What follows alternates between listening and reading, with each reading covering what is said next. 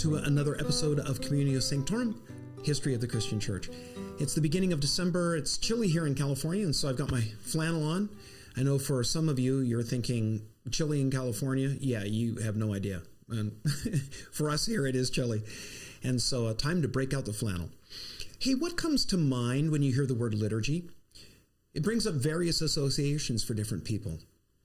Some find great comfort in it because, well, it recalls a time in their life of close connection to God.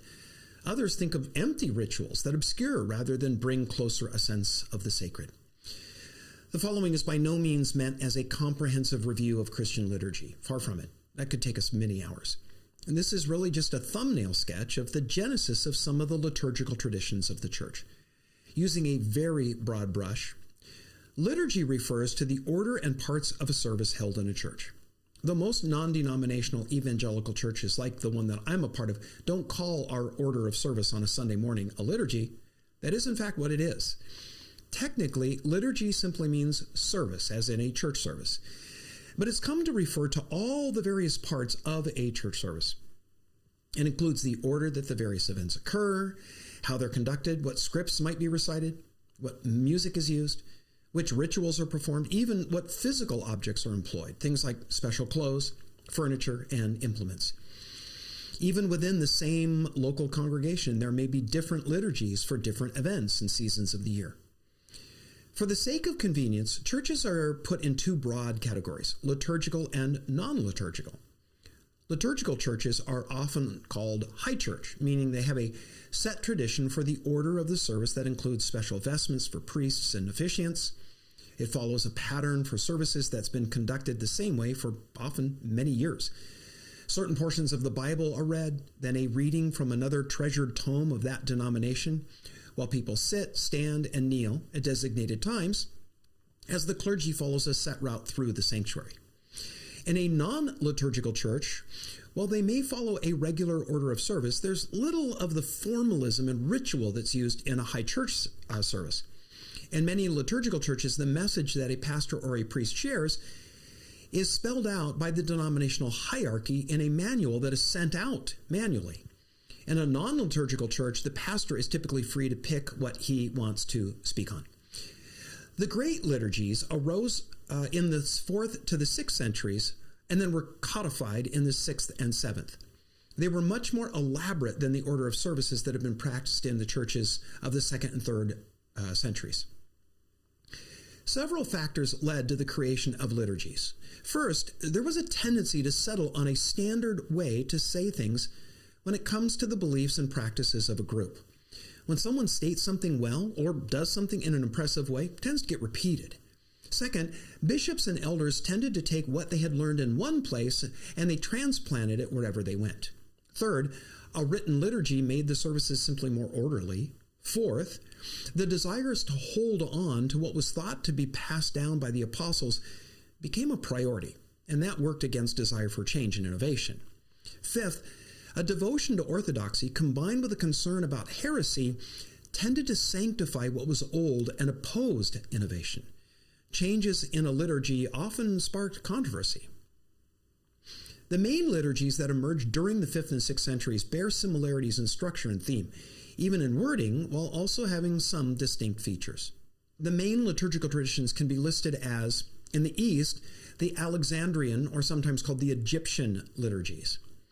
The West Syrian family of liturgies included the Jerusalem, Clementine, and Constantinopolitan liturgies.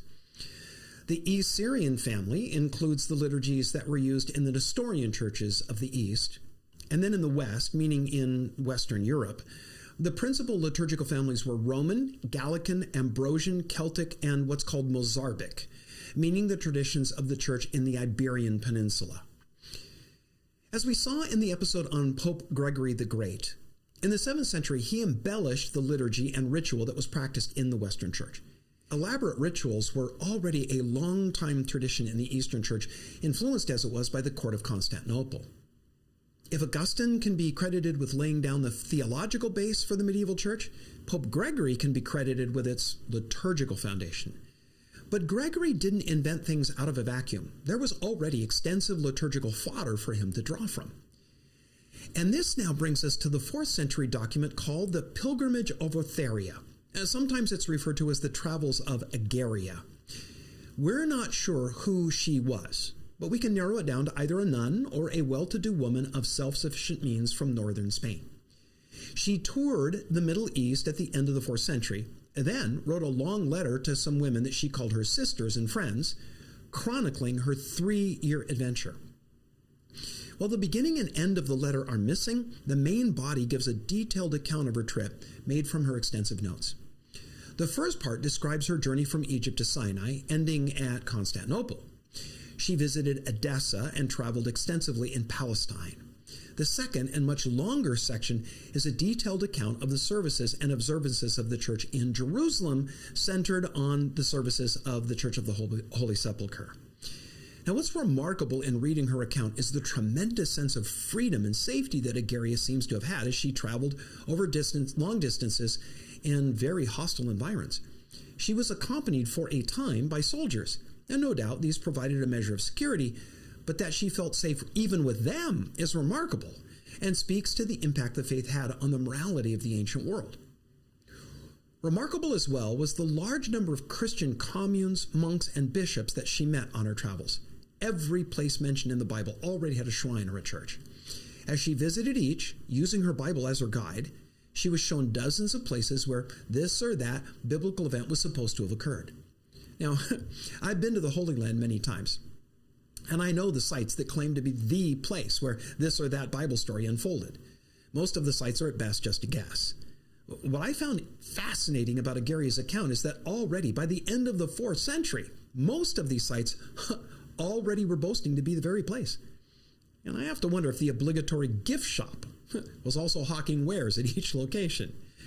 You can't read Egeria's chronicle without being impressed with how thoroughly the church had covered the Middle East in just 300 years, even in isolated locations. Places mentioned in passing in the account of the Exodus. Every little town and village mentioned in both the Old and the New Testaments had a church, and a memorial, a group of monks ready to tell the story of what had happened there. Now, 300 years may seem like a long time, but remember that almost all of that time was marked by the persecution of Jesus' followers. Egeria's account of the liturgy of the Church of Jerusalem, occupying the bulk of her record, is interesting because it reveals an elaborate tradition for both daily services and special days like the Holy Week. They observed the hours and holy service, marking off the day in different periods of devotion that was being led by a bishop.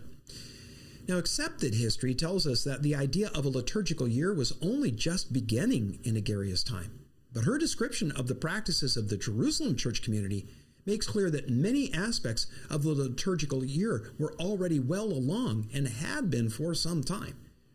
If you're interested in reading Egeria's account for yourself, you can find it on the net. I'm going to put a link for it in the show notes. As we conclude this episode, I want to again ask that if you are enjoying this, please subscribe to the Into His Image YouTube channel and let others know. Thanks.